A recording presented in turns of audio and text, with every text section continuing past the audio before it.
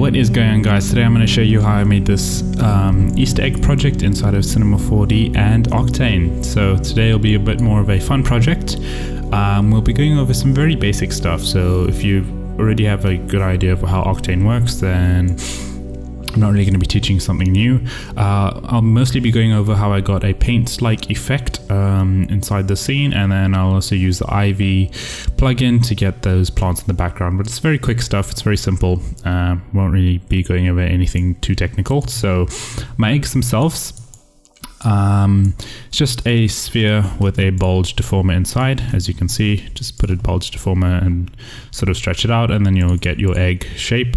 And then the vase at the back is just a cylinder over here with some subdivisions and lines all over the place, and that's pretty much how I got that going. And then here I have another cylinder inside that, and that'll be our route for our Ivy plugin. And it's not necessary to use this Ivy plugin for this tutorial, but I just went for it since it's a nice low quality version of something to put in the background. So it's a very simple project, a nice quick tutorial, and it's something nice to have on Instagram for when Easter comes out. This will be mine, and you can completely copy me if you want to, but I'm just going to show you the basic principles of how I got this all worked out, and then you can sort of adjust them and stuff however you want to. So I'll start off with the floor.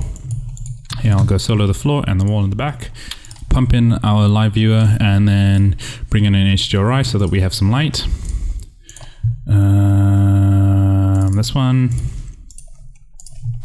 And I'll change this angle to 60 as well, just so our light can get around this wall, and then we have a nice direction. Here you can see I'm using path tracing, 2000 samples, 100 GI clamp, and then my camera imager 1.5 exposure, a natural response with linear stuff going on, but that's my render settings. We'll start off with a camera, actually. We'll start off with composition. I'll bring in a camera here, and then I'll just go to my view settings. I'll turn on my render safe. And then I'll change this camera to a portrait, and then I'll just angle it to around what I had in my final image over here. I'll just change this to 90 degrees. I'll round this off as well. And then I'll just move it around till get that overall shape. I'll probably do this. And that's pretty much what we had for our final. And it's our camera, so I can go and lock the camera here.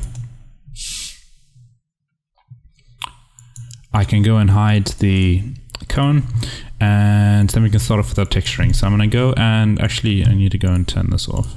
Let's render safe off. I'm going to go and solo these two. I'll bring up our live viewer, and then for the wood floor, I just went for let me just change this to wood, and then I can go and apply these two like so. I can just change this to cubic. And then for our wood floor, all textures I use will be from polygon.com, like so. I went for a worn type of wood floor. I just felt that would be best for a paint-like type floor. So I'm going to change this to 90 degrees, and then our scene scale is actually correct. So I'll leave that the way it is now. And then I'll just go and pump this in a normal map, and I'm just going to solo this so that our render's a bit faster. If this thing could solo, please. And then I need to go and replace this like so. Then I'll paste in my specular and roughness as well. Reflection. This should be reflection, and then the next one should be gloss over there. So I'm going to use a diffuse material as our paint, so I'm just going to call this paint. And then I'll bring in a mixed material. I'll replace the textures, and then I'll put the wood at the bottom, put the paint at the top. And then to drive the paint, I just copied the diffuse material, since I don't have a specific texture to drive this value for paint. I just copied the diffuse material. I went into the node editor. I brought in a color correction node, and then I used the gamma to define how much paint goes over the actual floor, and then I use the contrast to define how harsh the paint gets scratched off. So this can make the paint get scratched off very smoothly, like it smoothly got worn off. And this can make it look like it was seriously chipped, and then you can use the gamma to define how much your paint is chipped off your texture. And that's pretty much how I went about doing it for this. And I don't actually have a displacement map texture for this texture, so I went and I used the ambient occlusion map here. So if I just go and bring in the ambient occlusion map, I use this as a displacement map. So here I can go and change this to 4K, just bump it up like that. And then I'll bring in the rest of the scene so I can sort of see where I want to level it out. Maybe I want to change this to 2 or 0.2. Then if I come in here, you can see that it's black under our egg, so maybe I want to push it that way. Then I might actually want to push the floor down slightly as well.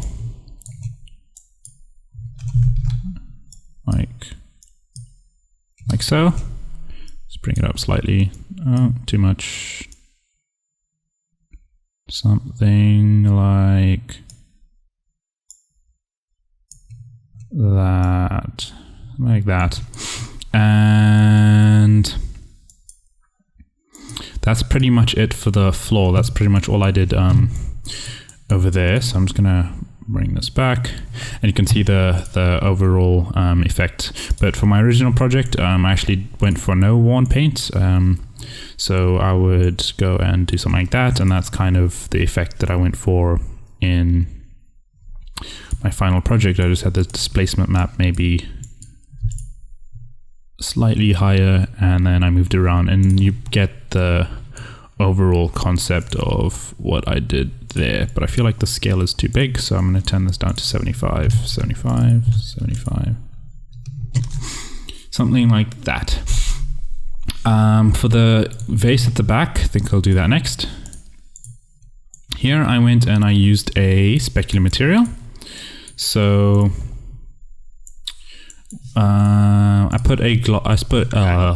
instead of specular material, we'll replace this here. We'll change this to cubic, and then this will be our glass. So I can change the index to 1.52, and then take fake shadows, and then I'll bring in a mixed material, and then I'll replace it. I'll put the glass at the bottom. I'll put the paint at the top. We'll replace this with the blue paint after we do our egg. But for now we can go with the white paint.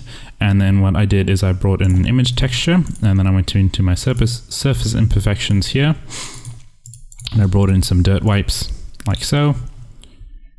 And then we'll bring down the scale like so, and we'll play around with this as well.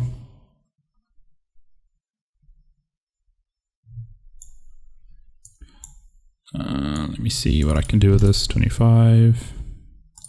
Okay, let's just redo this, and we'll do this with a color correction node. I think that'll be easier. So I'll bring in a color correction node here, and then here I'll turn up the contrast, and then turn down the gamma like so. Turn up the contrast again, then turn down the gamma like so. Now you can see we're getting that paint-like effect, and it'll be blurred, so it doesn't have to be perfect, but this is the kind of paint kind of look I was going for, like so. Okay, so the eggs, the way I textured these is I took the diameter of it, and then I times that by pi. So if I go in here and times this, I don't want to open the internet. But I have a texture here which I can just basically show you. You take that, you take the width, the diameter, and you times it by pi, and then you put that inside your width over here. So put that inside the width, and then you put the height inside the height, and then you should get a rectangular shape like this. And then I just went and changed the width to a 2K resolution, and then that's how I got the shape here. So I'm going to go and copy this. My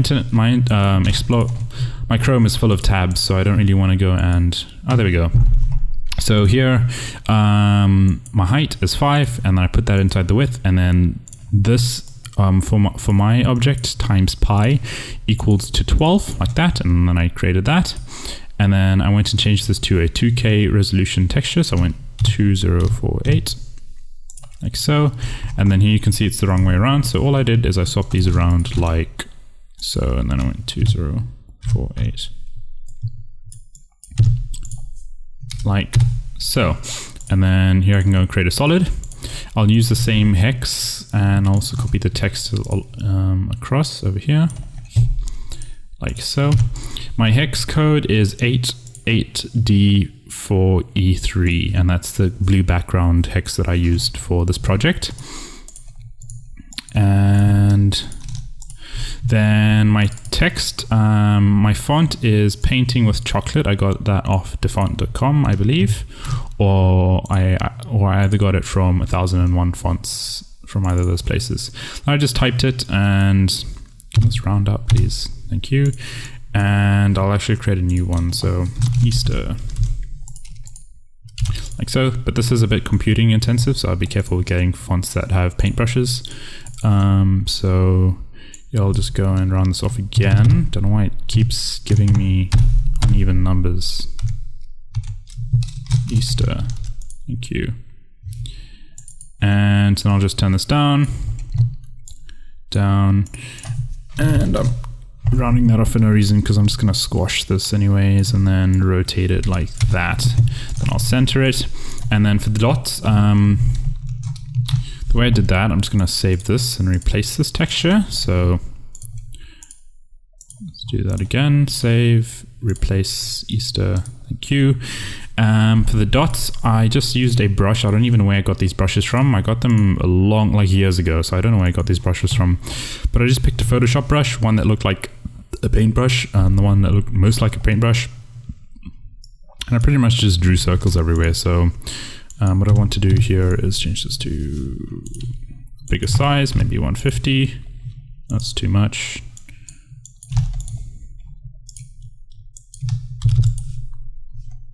Jesus, how far did I ramp this? Okay, something like that, and then I just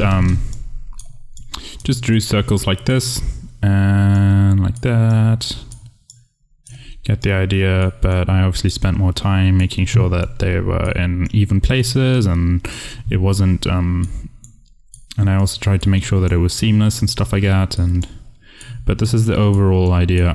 I looked at reference images of Easter eggs, and people painted them this way, so I just completely copied them. And then I also had on a single layer, I had single ones that were evenly spaced out across, and then I also had some going under the text as well. And that's pretty much the basic idea. So inside of Octane, I'm going to go and solo an egg. And then I'll bring in a glossy material. And then for our diffuse, I will go and take that same texture that we just did inside of Photoshop. I'll apply it to the egg. Where's this thing? And then you can see it's already perfect, but you can obviously go and change this to cubic. I mean, not cubic, you can change it to spherical if it's wrong, or cylindrical, whatever, but for me, UV mapping worked out perfectly. And to get a more egg-like look, I'm going to go and turn up this roughness to 100%, and then I'll copy the diffuse and I'll paste that inside the bump. And then I'll actually go and decrease this power to 0.1. I'll bring in a mixed material so we can add some dirt and paint-like effects on top. I'll replace that. I'll put the diffuse at the glossy at the bottom. We can call this graphic. This will be our Photoshop graphic that we imported. Call it graphic. And then we can put our paint on top of that. So this will be a paint layer. And then here I can just bring in a surface imperfection again, polygon, surface imperfections. I'll go for this one. Like so, I'll turn this up to 25 and then just decrease the scale like so, and maybe one. So now we have a bit of paint going on top of that. And then I had the idea that since people would be handling this quite a lot, they would have their fingerprints, their dirty fingerprints all over the place. So I created another one, and I'll call this dirt. And I created a brown type of fingerprint texture that I replaced here. So I'll create another mixed material. I'll replace that again. I'll put the mixed material at the bottom, dirt at the top, and then here I will go with fingerprints. Where is this thing? Fingerprints. And if I turn that up to 25, our scale is actually quite right. So I'm just going to go and turn this to 1.25. And then I'll move this around to something I like, and then I can turn this down back to 1. So there you get the idea of how I did that. For your bump map, this part was a bit complicated for me, so I'm a bit hesitating doing this, but I'll just add in a noise map, and think that's all we'll really do for that. We don't want anything too complicated. So I'll just go with a simple noise map like so. And I can turn up the contrast. I can maybe play with this omega a bit, turn up the contrast again. Down. And I can turn down this scale, like so. And then here I can go and bring in a gradient so that we can lessen the effect. So here I can go 49, and then here I can go 51. Let's go 52 and 48.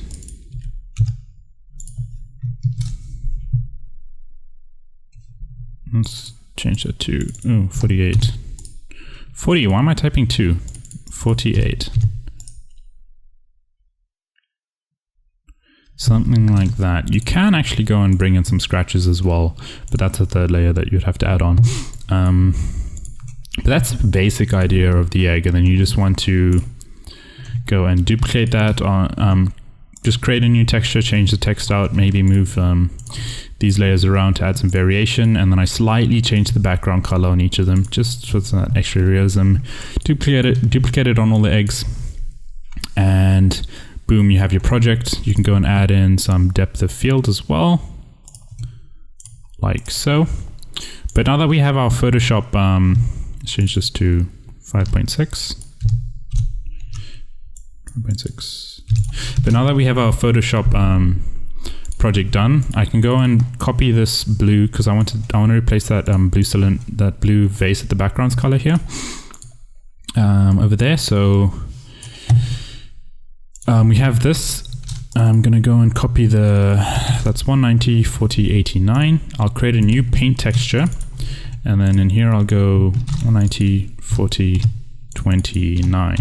I believe it was 29. 89, not 29. 89, like so. And then in here I'll just go and replace that, and I'll call this paint 2. So now this should be blue. Uh-oh. I replaced the wrong thing. We want to replace that with paint 2, like so. And that's the kind of effect we were going for, like so. For the ivy part, this plugin, it can be tricky if you don't really understand what's going on, but it's quite self-explanatory in the way it's used. This is not an ivy tutorial, so it's not an ivy plugin tutorial, so I'm not going to explain everything in here. That will take some time. But the overall concept is you take a editable object like this, you double click on it, and here you'll see you have weights, you have gravities, and some density settings and stuff like that. You click grow, it'll grow some ivies all over the place, like so, and it'll grow depending on the settings that you change here. And it's just an easy way of creating plants, especially for background things that'll be in the background or won't really be a focus, or it won't really be in focus in the scene. And then once you're happy with the overall look, you just click stop growing. You go into your birth settings, And then here you have options of your leaf to branch ratio, and then you have your sizes, and you can also tell it to create an instance of all your leaves. So that means you only change one leaf object and the rest of your leaves will change. And you can also you can turn your branches into splines, which means you can control your subdivisions and stuff. So once you've figured out those settings, you just click give birth. And then here you have your leaves with your branches. So I'm going to go in here, I'm going to delete this branch here. And inside my spline here, since you see it created a spline, I can go and create an inside, put that on top, 1. And here I'll go 0.1 and 0.05, like so. And then there we have our branches all nicely made with our textures already applied. Here you can see it brings in some pre-made textures. But if you want to replace those, you can. I'm going to go and convert these into Octane Materials. Convert, and then remove unused. And then here I'll just go and correct this over here in my opacity. I'll change this to normal and then invert it like so. So now if I go and solo this, you can see that we have a pretty good plant going and really not much effort at all. So if this is in the background, it'll go really well for some scenes if you can get good at using this plugin over here. And for my original project here, you see I went for more of a yellowish kind of branch. So all I need to do is go and insert a color correction node here. I'll turn up the saturation to 3 and maybe change that way, like that. And then here you can see my plants also white because I wanted blue, white and yellow. In the scene, I wanted to keep the colors the same. So all I did is I went in here, color correction node. I might actually get this wrong because I don't remember how I did it, but I think this is how I would do it if I was in a different situation. So I'll do that, 3, something like that. Just in the background, so it doesn't matter if it looks real or not. And that's pretty much what I went for, like that. Boom. And then you spend some time adjusting the minor things and getting composition right and stuff. You can go and do your depth of field in After Effects, but that's not necessary since there isn't really anything complex going on in the background and stuff like that. So that's the basic idea of how I went about doing this project. You just want to go and replace your layers, change things around, and do whatever you want for your Easter render. That's the basic idea of how I went about doing this Easter egg project inside of Octane. I hope you guys enjoyed. I do plan on doing some RealFlow tutorials coming up.